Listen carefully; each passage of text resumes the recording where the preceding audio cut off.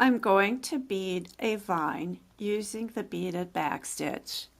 I've put on 3 size 11 seed beads on my needle and thread. I'm letting them fall down to the fabric, touching each other and the fabric, and I'm going to hold them in place with my non-beading thumb.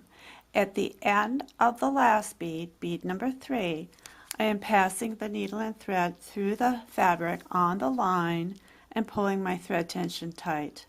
The next step of the beaded back stitch is to come up between beads 1 and 2 and, without going through the fabric, pass the needle through bead 2 and out of bead 3.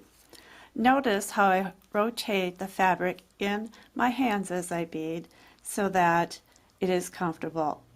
I'm now picking up 3 more size 11 seed beads. I'm letting them fall down to the fabric, touching each other and the fabric, and I'm going to hold them in place on the line. Notice how the line's curving, and then after I've taken my measure, pass my needle and thread through the fabric on the line at the edge of the last bead, bead number 3. To reinforce, I take my needle and thread, I come back through the fabric between bead 1 and 2 and pass the needle through bead 2 and out of bead 3. I'll do it one more time. I'm picking up 3 more size 11 seed beads, letting them fall down to the fabric, touching each other and the fabric, and holding them in place with my non-beading thumb. And then I pass the needle and thread through the fabric on the black line at the end of bead number 3, not under it, but at the end.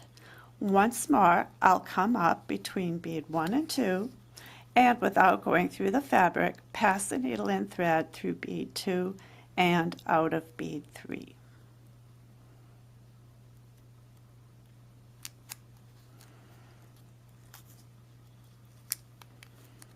There's our start.